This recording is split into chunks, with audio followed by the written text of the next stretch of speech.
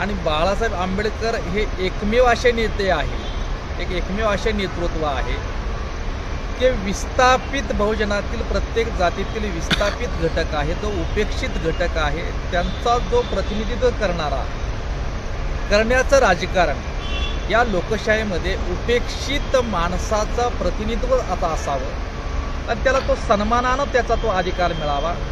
राजकीय हक्कासाठी, बहुजनाच्या उपेक्षित घटकातील राजकीय हक्कासाठी झटणारी चळवळ म्हणजे बाळासाहेब आंबेडकरांची वंचित बहुजन आघाडीची चळवळ आहे, हे मान्यच करावं लागेल। काँग्रेसचं धोरण त्यावेळी काँग्रेसचे महात्मा गांधीला महामानव डॉक्टर बाबासाहेब आंबेडकर म्हणलोय की तुमचं राजकारण हे तुमच्यासाठी जुगाराचा अड्डा आहे, पण आमच्यासाठी जनकल्याणाचं पवित्र साधन आहे। आणि काँग्रेस जर वंचित बरोबर जर जुगाराचा राजकारण हा जुगाराच्या अड्ड्यासारखं जर वापर करत असेल ते अत्यंत चुकीचं आहे। ही एकाची अवकात नाही, ना काँग्रेसची नाही, राष्ट्रवादीची नाही, शिवसेनेची नाही की स्वतःच्या बळावर लोकसभेच्या निवडणुकीला सामोरं जाईल, एकही सीट ते जिंकू शकणार नाही। काँग्रेस स्वतःच्या बळावर लोकसभेची एकतर जागा निघतील, गेल्या वेळेला किती आल्या त्या लोकसभा 2 आकडी सुद्धा 2 आकडा तर 1 आकडा सुद्धा पूर्ण होणं शक्य नाही। त्याच्यामुळं आता यांची हे आघाडीच म्हणू शकत नाही।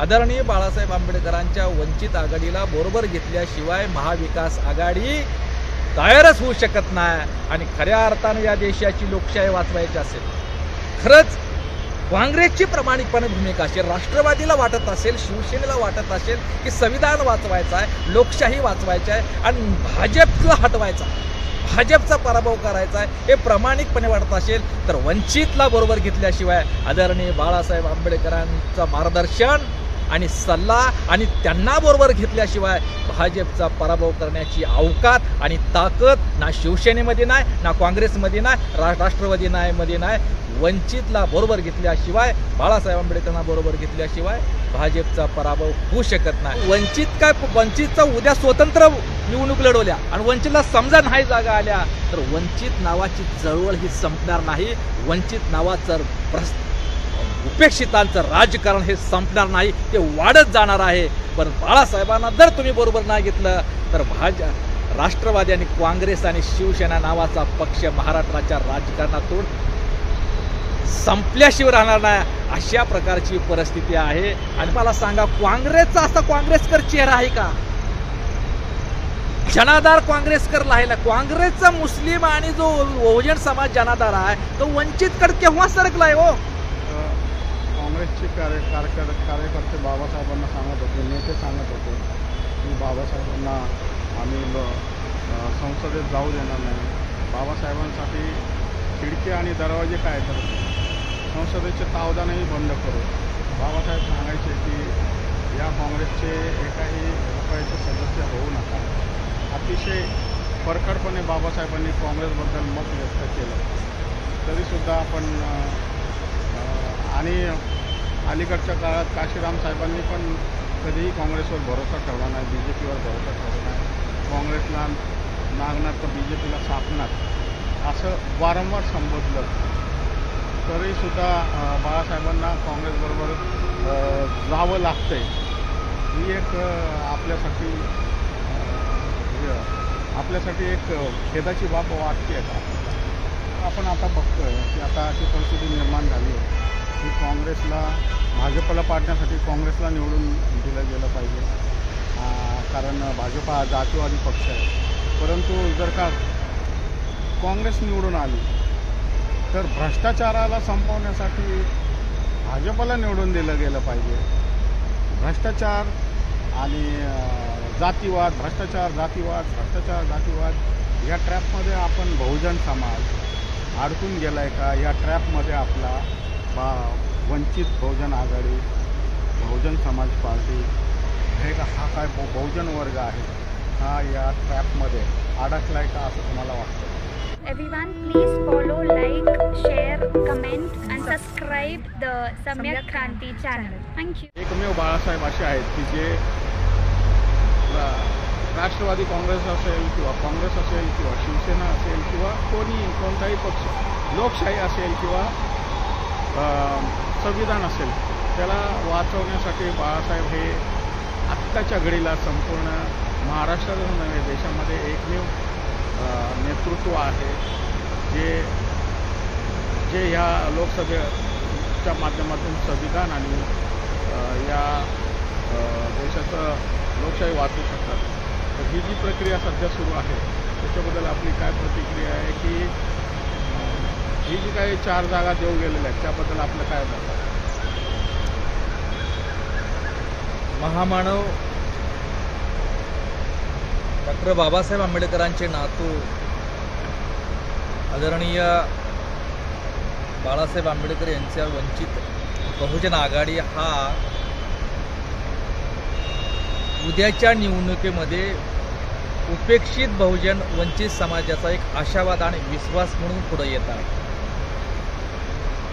आणि बाळासाहेब आंबेडकर हे एकमेव असे नेते आहे, एकमेव असे नेतृत्व आहे की विस्थापित बहुजनातील प्रत्येक जातीतील विस्थापित घटक आहे, तो उपेक्षित घटक आहे, त्यांचा जो प्रतिनिधित्व करण्याचं राजकारण या लोकशाहीमध्ये उपेक्षित माणसाचं प्रतिनिधित्व आता असावं आणि त्याला तो सन्मानानं त्याचा तो अधिकार मिळावा. राजकीय हक्कासाठी बहुजनाच्या उपेक्षित घटकातील राजकीय हक्कासाठी झटणारी चळवळ म्हणजे बाळासाहेब आंबेडकरांची वंचित बहुजन आघाडीची चळवळ आहे, हे मान्यच करावं लागेल. आणि दुसरं असं आहे की आता काँग्रेस, राष्ट्रवादी, शिवसेना ही महाविकास आघाडीनं सन्मानपूर्वक युती व्हावी, बाळासाहेबांना बरोबर घेऊन यांच्यामध्ये उद्याच्या लोकसभा निवडणुकीला सामोरं जात असताना सन्मानपूर्वक युती व्हावी. कारण एक सांगू इच्छितो की राजकारण हा जुगाराचा अड्डा नसून जनकल्याणाचं पवित्र साधन आहे. बाबासाहेब आंबेडकरांची भूमिका होती राजकारण आणि तीच भूमिका घेऊन त्यांचे नातू, महामानवाचे नातू बाळासाहेब आंबेडकर आणि राजकारण हा जुगाराचा अड्डा नाही, जनकल्याणाचं पवित्र साधन आहे, ही भूमिका घेऊन बाळासाहेब आंबेडकर वंचिताच्या राजकीय हक्कासाठी लढाई लढत आहे. तर ह्या लढाईचं स्वागत करून या जनकल्याणाची पवित्र भूमिका याचं सन्मानपूर्वक त्यांना युतीचे सन्मानपूर्वक त्यांचं सहभाग करून घेणं आणि त्यांना सन्मानजनक जागा वाटप करून देण्याची नैतिक जबाबदारी आता काँग्रेस, राष्ट्रवादीची आणि शिवसेनेची. आणि मग काँग्रेसचं धोरण त्यावेळी काँग्रेसच्या महात्मा गांधीला महामानव डॉक्टर बाबासाहेब आंबेडकर म्हणलोय की तुमचं राजकारण हे तुमच्यासाठी जुगाराचा अड्डा आहे, पण आमच्यासाठी जनकल्याणाचं पवित्र साधन आहे. आणि काँग्रेस जर वंचित बरोबर जर जुगाराचा राजकारण हा जुगाराच्या अड्ड्यासारखं जर वापर करत असेल ते अत्यंत चुकीचं आहे. पहिली गोष्ट अशी आहे की आता काँग्रेस, शिवसेना आणि राष्ट्रवादी उद्याच्या लोकसभा किंवा विधानसभा निवडणुकीला स्वतःच्या बळावर सामोर जाण्याची एकाचीही अवकात नाही.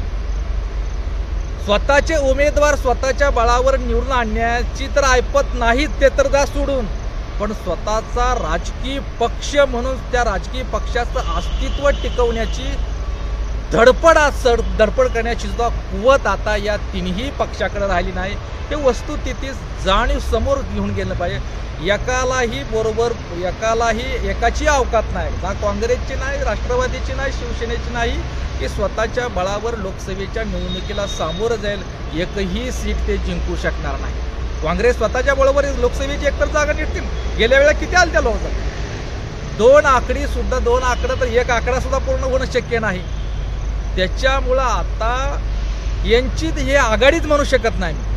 आदरणीय बाळासाहेब आंबेडकरांच्या वंचित आघाडीला बरोबर घेतल्याशिवाय महाविकास आघाडी तयारच होऊ शकत नाही. आणि खऱ्या अर्थानं या देशाची लोकशाही वाचवायची असेल, खरंच काँग्रेसची प्रामाणिकपणे भूमिका असेल, राष्ट्रवादीला वाटत असेल, शिवसेनेला वाटत असेल की संविधान वाचवायचं आहे, लोकशाही वाचवायची आहे आणि भाजपला हटवायचं आहे, भाजपचा पराभव करायचा आहे, हे प्रामाणिकपणे वाटत असेल तर वंचितला बरोबर घेतल्याशिवाय आदरणीय बाळासाहेब आंबेडकरांचं मार्गदर्शन आणि सल्ला आणि त्यांना बरोबर घेतल्याशिवाय भाजपचा पराभव करण्याची अवकात आणि ताकद ना शिवसेनेमध्ये नाही, ना काँग्रेसमध्ये नाही, राष्ट्रवादी मध्ये नाही. वंचितला बरोबर घेतल्याशिवाय, बाळासाहेब आंबेडकरांना बरोबर घेतल्याशिवाय भाजपचा पराभव होऊ शकत नाही. दुसरं असं आहे की मध्यंतर आता सामोरं ही राजकीय उद्याची जी लोकसभा निवडणूक आता आचारसंहिता जाहीर होईल.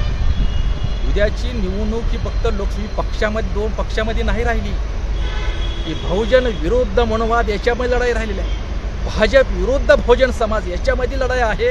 आणि उद्या ही निवडणूक ही देशाला वाचवणारी निवडणूक आहे. कुठल्या पक्षाचा पराभव आणि कुठल्या पक्षाला सत्तेवरती बसवावी, कुठली आघाडी पराभूत व्हावी आणि कुठली युती सत्तेवरती यावी, अशा युती आणि आघाडीमधली निवडणूक नाही, तर या देशाची संविधान वाचवणारी निवडणूक आहे. देशाला लोकशाही वाचवण्याची निवडणूक आहे. बहुजन भारतातील बहुजन समाजाच्या भावी पिढीच्या अस्तित्वाची लढाई आहे.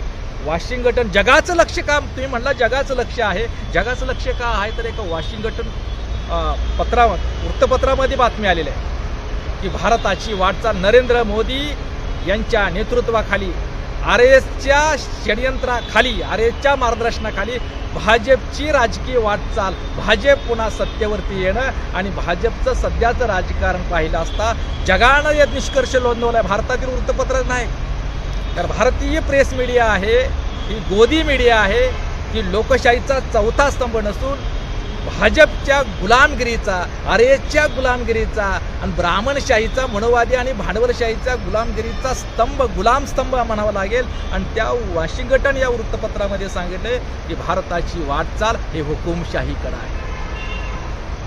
याची दखल याची दखल बहुजन समाजानं घेणं गरजेचं आहे. याचा विचार आता करणं गरजेचं आहे. आणि याचा विचार करून भारताची वाटचाल हुकुमशाहीकडे आहे. आणि ही हुकुमशाही रोखायचं असेल आणि लोकशाही वाचवायचं असेल तर परिवर्तनवादी चळवळीला, आंबेडकरवादी चळवळीला, बहुजन चळवळीला बरोबर घेणं गरजेचं आहे. आणि म्हणून मी महाराष्ट्रापुरतं बोलतो.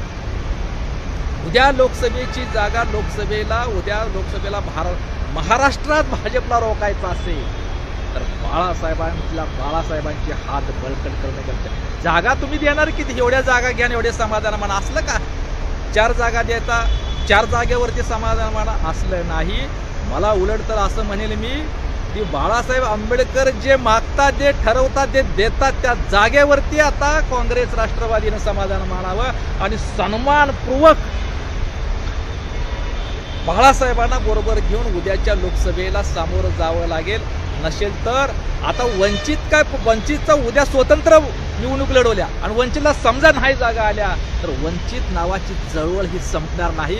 वंचित नावाचं उपेक्षितांचं राजकारण हे संपणार नाही, ते वाढत जाणार आहे. पण बाळासाहेबांना जर तुम्ही बरोबर नाही घेतलं तर राष्ट्रवादी आणि काँग्रेस आणि शिवसेना नावाचा पक्ष महाराष्ट्राच्या राजकारणातून संपल्याशिवाय राहणार नाही. अशा प्रकारची परिस्थिती आहे. आणि माझं म्हणणं असं आहे की तुम्ही दलित समाजाकडे किंवा बहुजन समाजाकडे परिवर्तन लाभचा आंबेडकरी चळवळीकडे पाहण्याचा जो तुमचा पूर्वग्रहित दृष्टिकोन आहे, तुमच्यामधला जो प्रस्थापित मानसिकता आहे, हे प्रस्थापित मानसिकतेनं जर तुम्ही युती करणार असेल तर त्याच्यामध्ये सन्मान आणि हक्क आणि इज्जत राहणार नाही. इज्जत सन्मानपूर्वक युती व्हावी. पुन्हा बाळासाहेब कुणासाठी मागतात?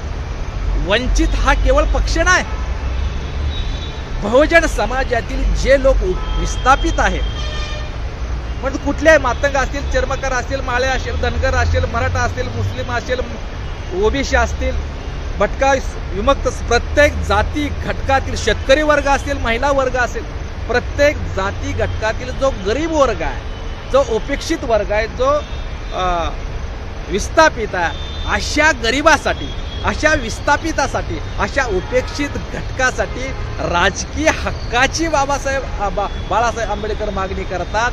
वंचित या राजकीय पक्षाला, आणि तुम्ही ते पक्ष म्हणून जर तुम्ही त्यांच्या त्या सन्मानपूर्वक विचार न करता तर त्यांना ते डावललं जात असतील तर निश्चितपणे महाराष्ट्राच्या लोकशाहीच्या दृष्टीनं फार मोठं दुर्दैवाची गोष्ट आहे. एक आहे की काँग्रेसची रणनीती आहे, काँग्रेसची एक रणनीती आहे की आतापर्यंत तुम्ही ज्यावेळेला भाजप शिवसेनेचं सरकार होतं, युती होती, त्यावेळेला भाजप शिवसेनेला जातीवादी ठरवून, भाजपची शिवसेनेची भीती दाखवून दलित, ओबीसी आणि बहुजन समाजाची मतं लाटण्याचा धंदा करून काँग्रेसनं राजकारण केलं ना.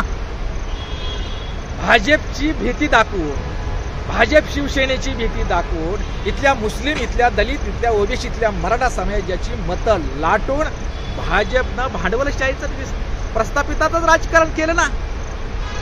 आणि आता सुद्धा तुम्हाला जर असं वाटत असेल की आता काही नाही आपण युती नाही केली तरी भाजप ओबीसी मतदान करेल, दलित मतदान करेल, इथला जो बहुजन समाज मतदान करेल, असं जर त्यांचा विचार असेल तर ते चुकीचं आहे. आता बहुजन समाज जागा झालेला आहे, जागृत झालेला आहे.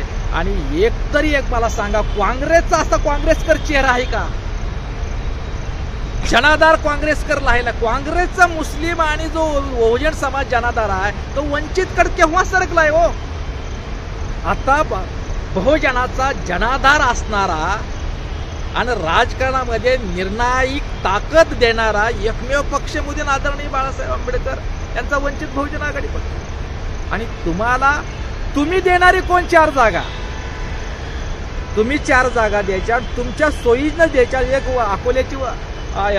अकोल्यामधली जागा एक, आणि इतर त्या जागा बी अशा द्यायचा की तिथं गेल्या 3 वेळा तुम्ही म्हणजे 15 वर्ष तिन्ही निवडणुकीमध्ये जवळजवळ तुमचे उमेदवार तिथं तुमचं काहीच अवकात नाही, काहीच ताकद नाही. म्हणजे स्वतः काही ताकद नसणारी अशा जागा तुम्ही सोडणार. आणि मग युती कशी? तुमचं वंचित आघाडीचा उमेदवार युती कशासाठी म्हणायची? एकमेकाच्या मतामध्ये काँग्रेस, राष्ट्रवादी, शिवसेना आणि वंचित या राजकीय पक्षाच्या मतामध्ये फूट पडून त्याचा फायदा महायुतीला, भाजपला होऊ नये याच्यासाठी युती करायची आहे ना. आणि मग 4 पक्षाची युती असेल, जागा 48 असेल तर सन्मानात पाहिजे ना. 48 प्रत्येक 4 जागा जर वंचितला देणं हा अपमानजनक अपमान आहे. हे जाणीवपूर्वक एक प्रकारचा डावलण्याचाच प्रयत्न आहे. तुमची वंचितला आणि बाळासाहेबांना बरोबर घेण्याची प्रामाणिक इच्छाच दिसत नाही. आतापर्यंत आदरणीय बाळासाहेब आंबेडकरला इंडिया आघाडीमध्ये सुद्धा निमंत्रण आहे. उद्या होणारी जी सभा मुंबईला त्याचं तर निमंत्रण, त्याच्यावर आणखी वरिष्ठाला तुम्ही विचारताय. मग तुमची वरिष्ठाला विचारल्यावर वरिष्ठाबरोबर बोलणं होऊ द्या ना. आमचं लोकल लेवलचं असेल तर मग हे लक्षात घेणं गरजेचं आहे की खऱ्या अर्थानं 48 जागांमधील 4 पक्षाचं. आता तुम्ही म्हणाल की आता तुमची अवकात नाही, स्वतःच्या बळावर एक खासदार निवडून येण्याची सुद्धा अवकात नाही. अशा अवस्थेमध्ये तुम्ही एकमेकाच्या मते फूट पडू नये म्हणून तुम्ही एकत्र यायचाय. आणि ज्या ठिकाणी अशा जागा तुम्ही देताय की जिथं तुमची मतच नाहीत, जिथे तुमची ताकदच नाही, अशा जागा म्हणजे पडणाऱ्या जागा जर तुम्ही देत असेल, तुमच्या ताकदीचा जर वंचितला उपयोग, काँग्रेसच्या ताकदीचा, राष्ट्रवादी ताकदीचा आणि शिवसेनेच्या ताकदीचा वंचितच्या उमेदवाराला जर उपयोग होत नसेल निवडून येण्याचा, तर अशा जागा काय कामाच्या आहेत? आणि तुमच्या जे पडणाऱ्या जागा जिथं आमच्या वंचितच्या ताकदीवरती तुमचे उमेदवार जर निवडून येत असेल तर हा व्यवहार आहे, हा जुगार आहे, जुगाराचा डाव आहे. हा जुगाराचा डाव न करता राजकारण हे जनकल्याणाचं पवित्र साधन आहे. भाजपपासून लोकशाही वाचवायचं असेल, भाजपपासून या देशाला वाचवायचं असेल आणि ही प्रामाणिक इच्छेनुसार सन्मानानं 4 पक्षाची महाविकास आघाडी होणार आहे. काँग्रेस, राष्ट्रवादी, वंचित आणि शिवसेना, तर 4हीने प्रत्येकाने 12 जागेवरती निवडणूक लढवाव्या. सन्मानानं 12 जागेवरती 12 जागेचे वाटप व्हावं आणि सन्मानानं वंचितला 12 जागेचं, शिवसेना 12, राष्ट्रवादी 12, काँग्रेस 12 आणि वंचितला सुद्धा 12 जागा अशी सन्मानाची युती होऊन लोकसभेला सामोरं गेलं तरच भाजपचा पराभव होईल. अन्यथा आमच्याबरोबर जर पूर्वग्रह दृष्टीनं आतापर्यंत आम्हाला काँग्रेस आघाडीनं ज्या आंबेडकर चळवळीला जी जागा दिली, एकच जागा द्यायची, सगळा समाज त्यांच्या दावणीला, सगळी मतं दावणीला आमच्या मतावरती तुम्ही राजकारण करा. त्याचा मोबदला म्हणून आम्हाला याचा दुसऱ्या एखादी 4 जागा दिल्या, एक समजा अकोल्यामध्ये बाळासाहेब दिले, बाळासाहेब येतील, पण बाकीच्या तुम्ही 2 किंवा 4 जागा दिल्या, तिथं परत तुम्ही अपक्ष निवडून अपेक्षा तुमचा उमेदवार उभा करायचा. 4 जागा आम्हाला तुम्ही सोडणार. हे राष्ट्रवादी सुद्धा रणनीती आहे. राष्ट्राचं षडयंत्र साऱ्या महाराष्ट्राला माहित आहे. शरद पवारांच्या षडयंत्र, प्रस्थापितात षडयंत्र माहित आहे. म्हणजे आम्हाला 4 जागा सोडायच्या, त्यातला एक नेता पुरता निवडून आणायचा, सोयीचा एक नेता आणायचा निवडून, आणि बाकीच्या जे 3 जागा आहेत त्यात तुम्ही अपक्ष उमेदवार टाकायचा आणि तो आमचा उमेदवार पाडायचा, तुमचाच अपक्ष निवडून आणायचा. हे षडयंत्र सुद्धा आम्हाला चांगल्या पद्धतीचं माहीत आहे. आणि या देशामध्ये सगळं काय आहे की एक तर काँग्रेस सत्तेवरती यावं, भाजप नको आहे तर काँग्रेस यावं. भाजप लोकांना नको आहे, पण आता काँग्रेसवर सुद्धा विश्वास नाही राहिला, हे समजून घेणं गरजेचं आहे. भाजप लोकांना भाजपचा पराभव करायचा आहे, भाजप लोकांना नको आहे, परंतु काँग्रेसवर सुद्धा लोकांचा विश्वास राहिला नाही आणि शिवसेना आणि राष्ट्रवादी यांच्यावर आता लोकांचा आत्मविश्वास आणि भरोसा नाही, ही वस्तुस्थिती आहे. आणि उद्या काँग्रेसमधून निवडून गेल्यानंतर वंचितच्या मतावर जर एखादी शिवसेनेमध्ये राष्ट्रवादीचा उमेदवार काँग्रेसचा निवडून गेल्यानंतर उद्या तो भाजपमध्ये जाणार नाही कशावरून. म्हणून ते बाळासाहेबांनी जी शपथपत्र मागणी ती योग्य आहे. तुम्ही भाजपमध्ये जाणार नाही कशावर. उद्या शरद पवार गेल्या शरद पवार कारण नसताना न मागता पाठिंबा दिलता ना महायुतीला, भाजप सेनेला पाठिंबा दिलताच. उद्या नरेंद्र मोदी च्या नेतृत्वाखाली देश रसातळाला गेलेला आहे, बहुजन समाजाचं वाटोळ झालेलं आहे, संविधान आणि लोकशाही धोक्यात आहे.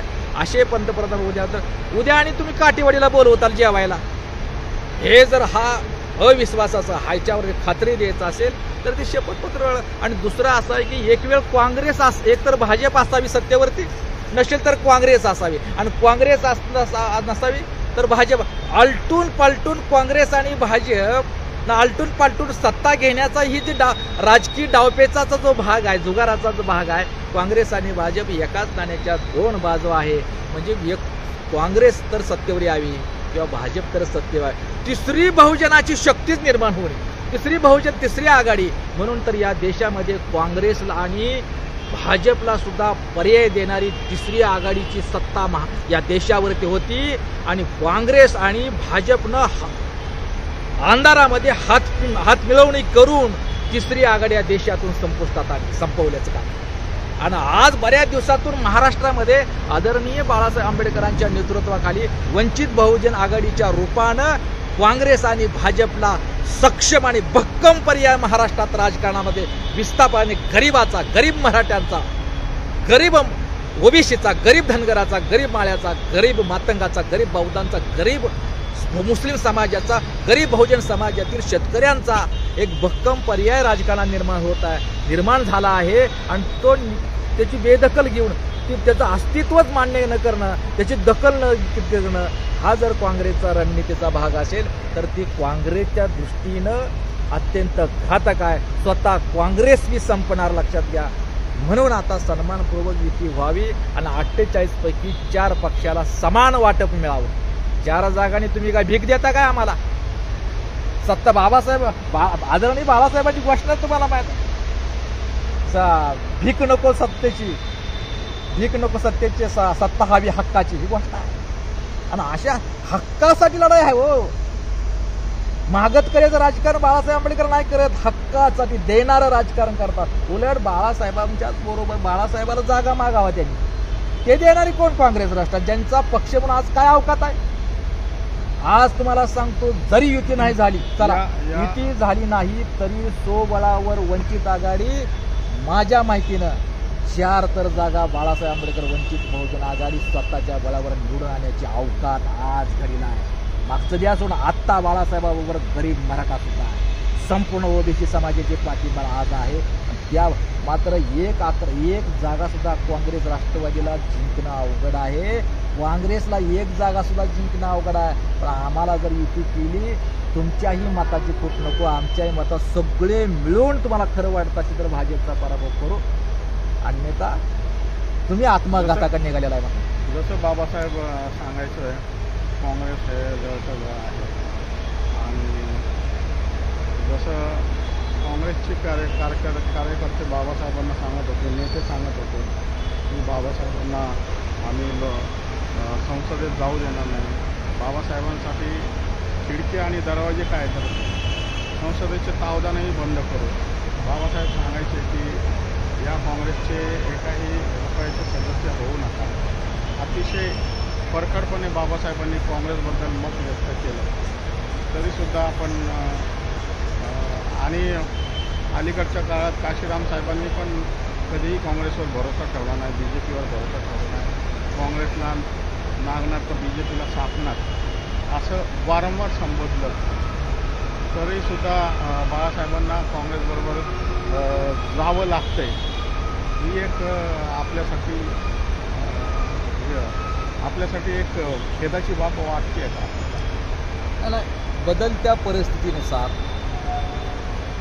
बाळासाहेबांना म्हणजे काँग्रेस, राष्ट्रवादी किंवा शिवसेनेची महाविकास आघाडी निर्माण व्हावी ही बाळासाहेबांची गरज नाही, तर वंचितची गरज नाही. वंचितची ताकद किंवा बाळासाहेबांच्या नेतृत्व आणि मार्गदर्शनाची ताकद याची महाविकास आघाडीला गरज आहे, लक्षात घ्या. आणि त्याची स्वाभिमानाने आणि सन्मानाने गेलेत. आणि जर या बदलत्या परिस्थितीतून तो भाजपचा पराभव करायचा असेल आणि आमच्या मतामध्ये फूट न होता आता सध्याची परिस्थिती होय, काँग्रेस आहे, काँग्रेसनं बाबासाहेबांना पाडणारी काँग्रेस म्हणून काँग्रेसला एक ऐतिहासिक संधी आहे. या देशाच्या भारतीय संविधानाच्या शिल्पकाराला काँग्रेसच्या राजकीय षडयंत्रामुळं पराभव पत्करावा लागला. आणि हा जो कलंक धुवून काढायचा असेल तर त्यांच्याचीच नातू असणारे आदरणीय बाळासाहेब आंबेडकरांच्या बरोबर सन्मानपूर्वक युतीची जागा, सन्मानपूर्वक त्यांना निमंत्रण, सन्मानपूर्वक जागा द्यावी, सन्मानानं युती करावी आणि सन्मानानं, इज्जतीनं, स्वाभिमानानं युती होऊन सामोरं जाऊन आणि त्यांच्या ताकदीचा उपयोग करून, त्यांच्या विचाराचा उपयोग करून, त्यांच्या मार्गदर्शनाचा उपयोग करून भाजपच्या पराभव करण्यासाठी लोकसभेच्या निवडणुकीला सामोरं जाण्याचं काम या ठिकाणी करावं, अशा प्रकारची विनंती करतो. आणि दुसरं असं आहे की आम्ही असं म्हणत होतो, आमचं बी अशी होती की बाबा हे जसं काँग्रेस, राष्ट्रवादी एकमेकाची तोंड न बघणारी यांची जर महाविकास आघाडी बनत असेल, शिवसेना वगैरे, तसं आमचं असं होतं की आदरणीय बाळासाहेब आंबेडकरांची वंचित आघाडी, बहुजन समाज पक्ष, इतर मराठामधील परिवर्तनवादी पक्ष, इतर माळ्यामधील पक्ष, इतर बामसेप यांची एक प्रजासत्ताक महाआघाडी स्थापन करून काँग्रेस, राष्ट्रवादी, शिवसेना, भाजपला एक सक्षम पर्याय महाराष्ट्रामध्ये द्यावा असं माझ्यासारख्या एक सामान्य कार्यकर्त्याला एक प्रामाणिकपणे वाटत होतं. तशी आजही इच्छा आहे. पण आज मला दिसतंय की महाराष्ट्रामध्ये आज सध्या तरी वातावरण बहुजनाच्या प्रतिनिधित्व करणारा एकमेव नेतृत्व आणि एकमेव पक्ष म्हणजे आदरणीय बाळासाहेब आंबेडकरांचा वंचित बहुजन आघाडी पक्ष आहे.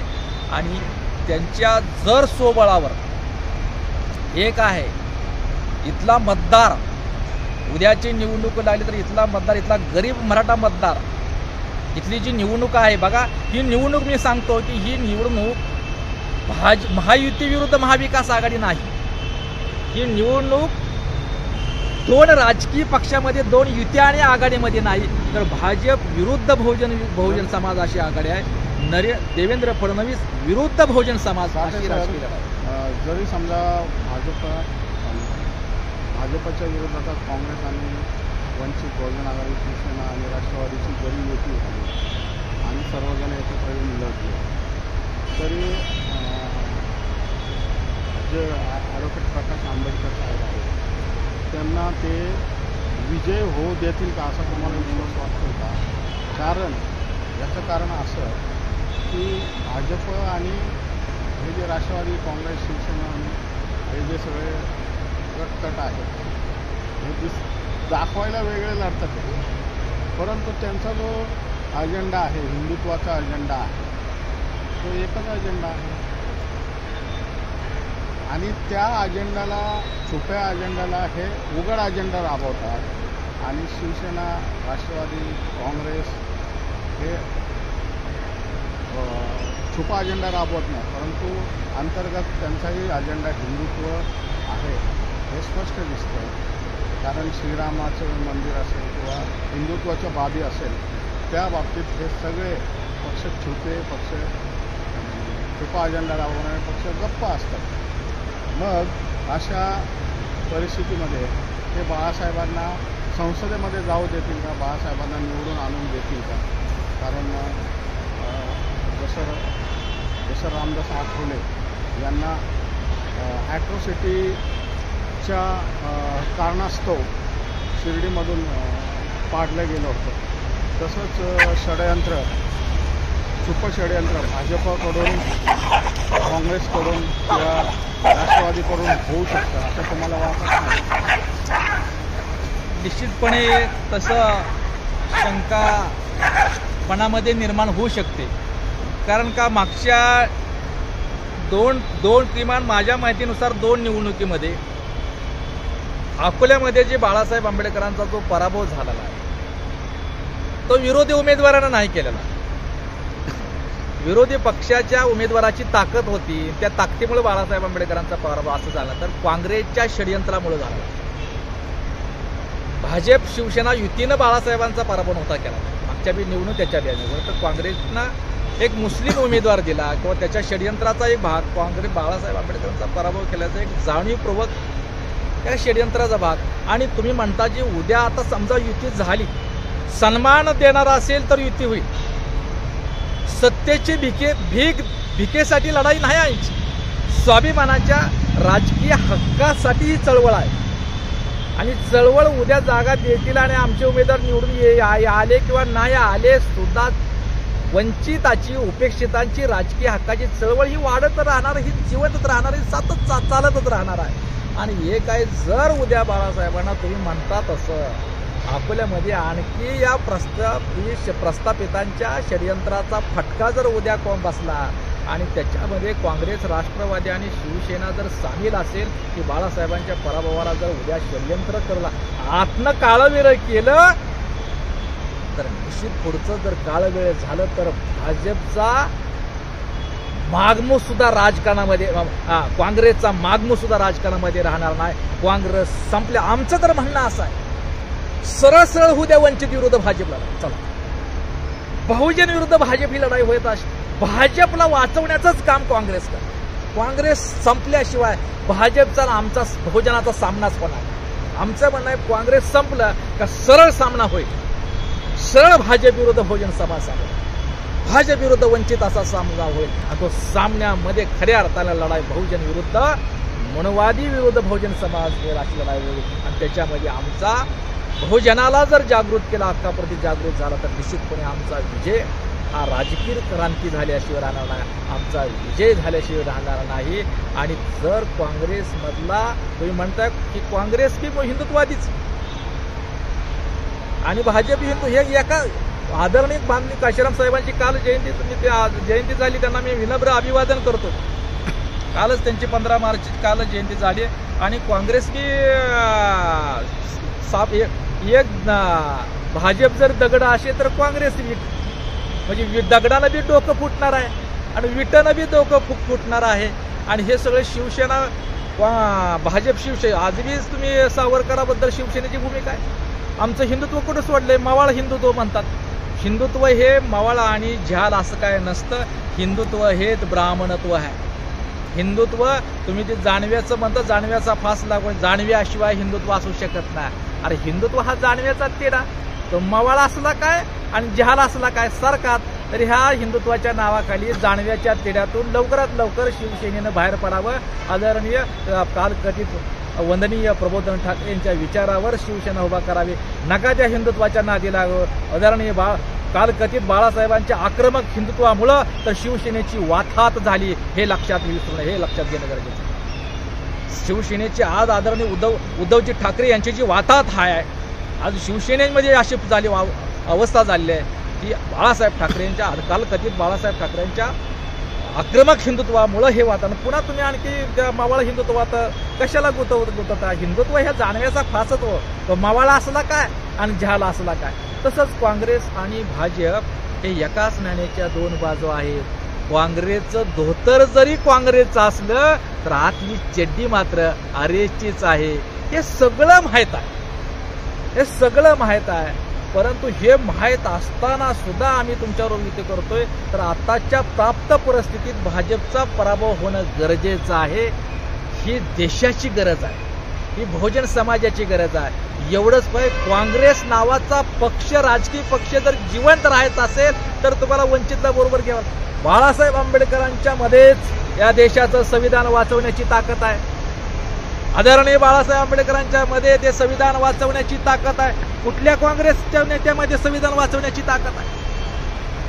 कुठल्या शिवसेनेमध्ये संविधान वाचवण्याची ताकद आहे? तुमचं हिंदुत्वाचा आणखी घोंगडं बाहेर पडत नाही. संविधान आणि हिंदुत्वाचा संबंध काय? दोन विसंगत गोष्टी आहेत ना. राम मंदिराच्या मुद्द्यावर काँग्रेसची भूमिका काय? राष्ट्रवादीची भूमिका काय? शिवसेनेची भूमिका काय? आणि वंचितची भूमिका, आमची भूमिका काय? अरे देशाला मंदिराची गरज नाही, शाळेची गरज आहे, शिक्षणाची गरज आहे. याच्यावर तुमची स्पष्ट भूमिका नाही. तुमची भूमिका ब्राह्मणवादी आणि भांडवलशाहीच आहे. तरी सुद्धा इथं भाजपच्या पराभवासाठी आम्ही युतीला तयार होत आहे. म्हणजे आम्ही तुमच्या मागं लागलो नाही, आम्ही तुमचं मागं लागतोय की आम्हाला त्याची गरज आहे. तुम्हाला जर इथं बाळासाहेबांच्या उद्याच्या निवडणुकीला सामोरं जात असताना केवळ बहुजन समाजाचं प्रतिनिधी करण्याची हक्काची लढाईच बाळासाहेबांची लढाई बाळासाहेबांवर होती अशी नाही, तर काँग्रेसला स्वतःचा राजकीय पक्ष म्हणून वाचवायचा असेल तर बाळासाहेबांचीच हात धरावा लागेल. राष्ट्रवादीला सुद्धा त्यांचा पक्ष वाचवायचा असेल तर अशी परिस्थिती आहे. आज अशी आहेत. महाराष्ट्राचं जर चित्र पाहिलं, जसं आपण आता बघतोय की आता अशी परिस्थिती निर्माण झाली आहे की काँग्रेसला भाजपला पाडण्यासाठी काँग्रेसला निवडून दिलं गेलं पाहिजे. कारण भाजप हा जातीवादी पक्ष आहे. परंतु जर का काँग्रेस निवडून आली तर भ्रष्टाचाराला संपवण्यासाठी भाजपला निवडून दिलं गेलं पाहिजे. भ्रष्टाचार आणि जातीवाद, भ्रष्टाचार जातीवाद या ट्रॅपमध्ये आपण बहुजन समाज अडकून गेलाय का? या ट्रॅपमध्ये आपला वंचित बहुजन आघाडी, बहुजन समाज पार्टी हे हा काय बहुजन वर्ग आहे, हा या ट्रॅपमध्ये अडकलाय का असं तुम्हाला वाटतं? नाही, तसा एक षडयंत्राचा तो एक भाग, असं एक आपल्यामध्ये तो अडकलेलाच आहे. परंतु काही काळ त्या परिस्थिती होती की आज बाबा भाजप जर नसेल तर काँग्रेस नसेल, काँग्रेस भाजप पालटूनच सत्ता आहे. ज्या वेळेस काँग्रेस निवडून येतं, ज्यावेळेस काँग्रेस सत्तेवर राहतं आणि पुढचे इलेक्शन येतात त्यावेळेस भ्रष्टाचाराचा आरोप करून पुन्हा भाजप सत्तेवर येतं आणि मग भाजप जातीवाद नको म्हणून पुन्हा काँग्रेस. ते आलटून पालटून राजकारणाचे अजून किती वर्ष चालत राहणार? याच्यावर तोडगा काढणारे नेते, याच्यावर तोडगा काढणारे नेतृत्व किंवा विचारधारा आपल्याकडे कधी निर्माण? विचारधारा आहे. याला आज या देशाला हिंदुत्ववाद वाचवू शकत नाही. हिंदुत्वामुळे या देशाचं वाटोळ झालंय. तसंच गांधीवाद वाचवू शकत नाही. म्हणजे या देशाचे लोकशाहीचं मार्गदर्शन आणि नेतृत्व करण्याची क्षमता हिंदुत्वामध्ये नाही आणि गांधीवादामध्ये नाही, ती आंबेडकरवादामध्येच आहे.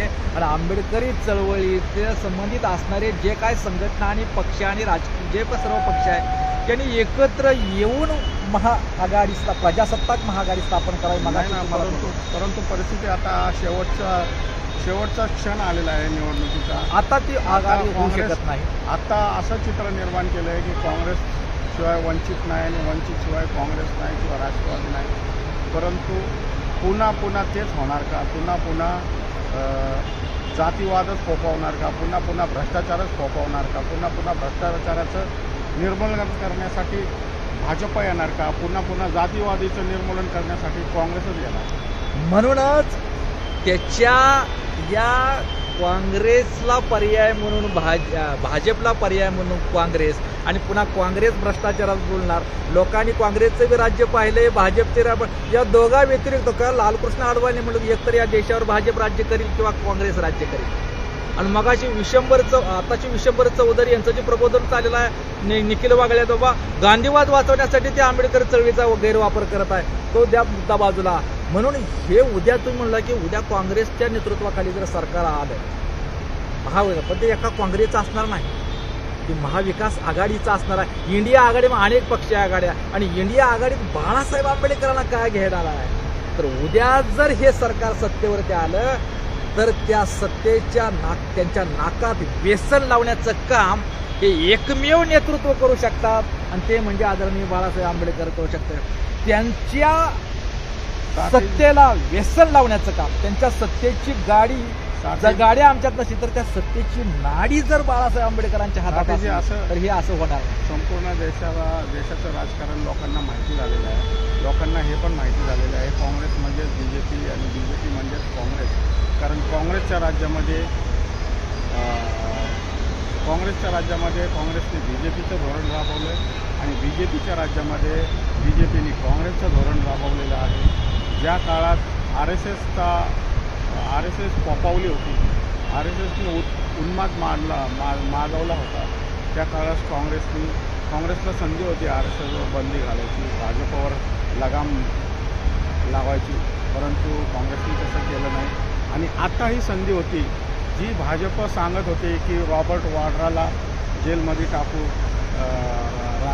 गांधी फॅमिलीला जेलमध्ये टाकू, ह्यांना जेलमध्ये टाकू, काळा पैसा आणू, अमुक तमुक तमुक, हे सगळे बारकावे सामान्य जनतेला माहीत आहे, परंतु लोकांना कळत नाही का काँग्रेसला भाजपला पाडायचं, काँग्रेसला आणायचं आणि काँग्रेसला पाडायचं, भाजपला आणायचं. हे किती वर्ष चालणार? तिसरा पर्याय, चौथा पर्याय हा 150 कोटीचा जो देश आहे हा देऊ शकतो, परंतु 2च पर्याय ठेवलेले आहेत. हे कुठवर चालतं? नाही, आता मी मगाशीच म्हणलो की भाजपचा पराभव व्हावा ही साऱ्या देशवासियाची इच्छा आहे. भाजपचा पराभव करायचं हे सगळ्या बहुजन समाजाच्या लोकांनी ठरवलेलं आहे. पण आपण काँग्रेसवर विश्वास राहिला नाही ना, हे बी आहे. पण शेवटी ट्रॅपमध्ये अडकलो ना आपण शेवटच्या घटकापर्यंत. मग हे आपल्या उच्च नेतृत्वाला आपल्या शेवटी आपण काँग्रेसच्या ट्रॅपमध्ये अडकलोय किंवा भाजपच्या काही लोक ट्रॅपमध्ये हिंदुत्वाच्या अडकले आहे. मग आपल्या ह्या कर्तृत्ववान विद्वान नेत्या लोकांना कधी समजणार, कधी एकत्र येणार आणि कधी यांच्या विरोधात ह्या भाजपला आणि काँग्रेसला त्यांना धडा कधी शिकवणार? बरोबर आहे. काँग्रेसची सत्ता येणं, भाजपची सत्ता जाणं आणि काँग्रेसची सत्ता येणं याचा अर्थ तुम्ही म्हणताय ते बरोबर आहे. फक्त पक्ष बदलतोय, काँग्रेस नाव बदलतंय. भाजपचं सरकार उद्या आलं, काँग्रेसचं सरकार, काँग्रेस आघाडीचं सरकार, फक्त आघाडी बदलती किंवा 2 पक्ष बदलतो, भाजप तिथं काँग्रेस, पण सत्ता मात्र मनोवाद्यांच्याच आणि भांडवलशाहीच्याच हातात असते. अगदी ही 100% आणि हीच भारतीय राजकारणाचा सगळ्यात मोठं दुर्दैवाही शोकांतिक आहे. आणि ही कसं बहुजन 85% बहुजन समाज आहे. आमच्या मतावरती ओबीसीच्या मतावरती भाजपचं राजकारण चालतं, दलित मुस्लिमाच्या मतावरती काँग्रेस राजकारण, आमच्याच मतावरती यांचं राजकारण चालतं. आणि म्हणून आता आदरणीय महामानव डॉक्टर बाबासाहेब आंबेडकरांनी त्यावेळी सुद्धा सांगितलं की काँग्रेस हे जळतं घर आहे. पण लोकांच्या मतामध्ये लोकांची अज्ञानी मानसिकता आहे. देव धर्म आणि जातीच्या मानसिक गुलामीचे शिकार आहेत बहुजन समाज. आणि हे त्यांना स्वतःच्या लोकशाहीप्रती आणि संविधानाप्रती आणि स्वतःच्या मताप्रती लोक जागृत होतील तेव्हा म्हणजे मताचा अधिकार मिळाला. पण मत देण्याचा अधिकार आहे बहुजन समाजाला, पण मताचं मध्ये परिवर्तन केलं नाही. मत कुणाला स्वतःचं मत बनवता आलं नाही. बघा मी काय म्हणतो, बाबासाहेब आंबेडकरांनी भारतीय संविधानाच्या माध्यमातून लोकांना मत केलं, मताचा अधिकार मिळाला, पण स्वतःचं मत देण्याचा अधिकार हक्क आहे. पण स्वतःचं बहुजन समाजाला, इथल्या SC ST आणि ओबीसी मायनॉरिटीला स्वतःचं मत बनवता आलं नाही. आणि ज्या वेळेला भाजप ही सारखंच आहे आणि काँग्रेस सुद्धा सारखंच आहे. काँग्रेस आणि भाजप या एकाच नाण्याच्या 2 बाजू आहेत. ही एकाच आईची जुळी भावंड आहे, ती एकाच आई बापाची जुळी लेकरं आहे. ही जेव्हा बहुजन समाजाला लक्षात येईल आणि बहुजन समाज आपल्या मताची ताकद कळेल, त्या दिवशी भाजप आणि काँग्रेस सुद्धा राजकारणातून संपल्याशिवाय राहणार नाही. आणि खऱ्या अर्थानं आंबेडकरी चळवळीच्या महाराष्ट्राकडे बहुजनाची सत्ता या देशावरती आले नाही. मला असं म्हणायचं आहे, त्यावेळेस जर बहुजन मत दिल्यानंतर त्यावेळी कृपाल स्वामी म्हणले होते ना, बाबासाहेबांना सगळ्यात मोठा आनंद झाला, संसदेमध्ये बसले. ज्या उपेक्षित लोकांना, वंचित आणि अस्पृश्य लोकांना, बहुजन समाजाला मी मताचा अधिकार मिळवून दिला म्हणून मी हसायला लागलेलो आहे. आणि बाबा कृपाल स्वामी म्हणले की खरं आहे बाबासाहेब, पण तुमची लोक एवढी गरीब आहे, ती बहुजन समाज एवढा गरीब आहे, तुमची लोक एवढी गरीब आहे ती की तुमच्या लोकांची मतं विकत घेऊन आम्ही राजकारण करू. तेव्हा आदरणीय महामानव डॉक्टर बाबासाहेब आंबेडकरांचं वाक्य आहे, खरं आहे कृपाल स्वामी, पण ज्या दिवशी माझ्या लोकांना, माझ्या समाजाला, माझ्या बहुजन समाजाला आपल्या मताची किंमत कळेल, त्या दिवशी कृपाल स्वामी तुमच्या इतके गरीब कोणी असणार नाही. हे भूमिका घेऊन ही बाबासाहेबांची भूमिका जेव्हा SC ST OBC minority Maratha Dhangar OBCला कळेल, या दिवशी महामानवाच्या नाही सह्याद्यावेळी स्वप्न झालं पण महामानवाच्या नातूच्या नेतृत्वाखाली काँग्रेस भाजपला पर्याय देण्याची ताकद महाराष्ट्राच्या मातीत पुरोगामी विचाराच्या शिवरायांच्या महाराष्ट्रामध्ये, बुद्धांच्या महाराष्ट्रामध्ये, शाहूराजांच्या महाराष्ट्रामध्ये, या परिवर्तनादी महाराष्ट्राच्या मातीत आदरणीय बाळासाहेब आंबेडकरांच्या नेतृत्वाखाली बहुजन समाज एकटवला जात आहे. आणि त्यावेळी जर बहुजन समाजाला कळलं असतं तर या देशाचे पहिले पंतप्रधान पुणे करारामध्ये गांधीजीनं जर वैचारिक बदमाशी केली नसती, गांधीजीनं दगाफटका केला नसता, तर नुसत्या SCच्या मतावर याच्यावरती आदरणीय महामानव डॉक्टर बाबासाहेब आंबेडकर हे देशाचे पहिले पंतप्रधान बनले असते. हे जरी स्वप्न पूर्ण नसतं झालं नाही तरी सुद्धा आता तरी बहुजन समाजानं ओळखावं. बहुजना काँग्रेसची भाजपचं भांडण तुमचं कशासाठी बघा. या देशातील भांडवलशाहीचं, या देशातील ब्राह्मणशाहीचं, या देशातील मनोवाद्यांचं प्रतिनिधित्व कुणी करायचं याच्यासाठी काँग्रेस आणि भाजपचं भांडण. बहुजनाचं प्रतिनिधित्व कुणी करायचं याच्यासाठी राष्ट्रवादी, शिवसेना आणि काँग्रेसचं राजकारण आहे. बहुजनाचं प्रतिनिधित्व कुणी करायचं हे आदरणीय बाळासाहेब आंबेडकर यांच्या नेतृत्वाखाली वंचित बहुजन आघाडीचंच राजकारण आहे. आणि म्हणून जागा कसल्या देत आहे शेवटचं सांगतो मी तुम्हाला. अरे 4 आणि 5 जागेची बोलवणी कोणी करता? दुसऱ्या नेत्यासारखं समजतं का? 1-2 जागा द्यायच्या आणि एक मेन माणूस त्या मेन नेतृत्व आणायचं, बाकीच्या जागा पाडायच्या आणि सगळ्या समाजाची मतं तुम्ही घ्या, चळवळीची मतं घ्यायची, असं षडयंत्र, असा आता डावपेचाचा भाग होणार नाही. मी तर असं म्हणतो, जागा काय देता? महाविकास आघाडीनं उद्याच्या लोकसभा निवडणूक झाल्यानं लोकसभा निवडणुकीत सन्मानपूर्वक युती व्हावी, पण विधानसभेच्या निवडणुकीला सामोरं जात असताना आदरणीय बाळासाहेब आंबेडकर यांना महाविकास आघाडीचे मुख्यमंत्री पदाचे उमेदवार म्हणून जाहीर करून उद्याच्या निवडणुकीला सामोरं जावं. भाजपचा आणि महायुतीचा सुपडा साफ झाल्याशिवाय राहणार नाही, एवढं मी आत्मविश्वास सर एक सांगू इच्छितो की बहुजन नायक काशीराम साहेब यांनी ज्यावेळेस उत्तर प्रदेशमधलं राजकारण केलं त्यावेळेस काँग्रेसवाले युतीसाठी गेले होते आणि उत्तर प्रदेशमध्ये 415 जागा होत्या. शरद पवार स्वतः त्या ठिकाणी युतीसाठी गेले असता काशीराम साहेबांनी त्यांना सांगितलं की हम 300 जगह पे लड़ेंगे और आपको 125 जगह पे लढना पडेल. म्हणजे काशीरामने ठरवून त्या ठिकाणचं काँग्रेसचं बस्तान गुंडाळून टाकलं. अशा प्रकारचं राजकारण काशीराम साहेबांनी केलं. मला वाटतं काशीराम साहेब हे या बहुजन राजकारणाचे जनक आहेत, हे बहुजन राजकारणाचे प्रणेते आहेत, हे बहुजन राजकारणाचे जादूगार आहेत असं मला वाटतं. तर याबद्दल आपली काय म्हणणं? निश्चितपणे कालकथित मान्यवर कांशीराम साहेबांच्या ताटात जेवलेला माणूस आहे. पंढरपूरच्या विधानसभेचं मला तिकीट मिळालं होतं PSPचं, आणि बहुजन समाजाच्या अस्तित्वाचं राजकारण या देशामध्ये आदरणीय कांशीराम साहेबांच्या बहुजन समाज पक्षाच्या मुळंच झालं, हे मान्यच करावं लागेल. त्यांनी निर्माण केलेली बामसेमुळं बहुजन समाजामध्ये जागृती झाली आणि त्यावेळेला जे युती झाली RPIच्या आणि देशपातळीवर युती, 1 जागा पंढरपूरची आणि बाकीच्या सगळ्या जागा 1 जागा. युती कशा असते? सन्मान युती कशा असते? बा एवढ्या 100 जागा आहेत, 50 जागा तुला, 50 जागा असे, 1 तुम्हाला जागा आणि 547 पैकी 1 जागा आणि बाकीच्या सगळ्या जागा तुम्ही. अशा प्रकारची जी अपमानजनक आंबेडकर चळवळीची राजकारणातील सगळ्यात मोठी विटंबना असते तर त्यावेळी काँग्रेसची त्यावेळी झालेली युती होती.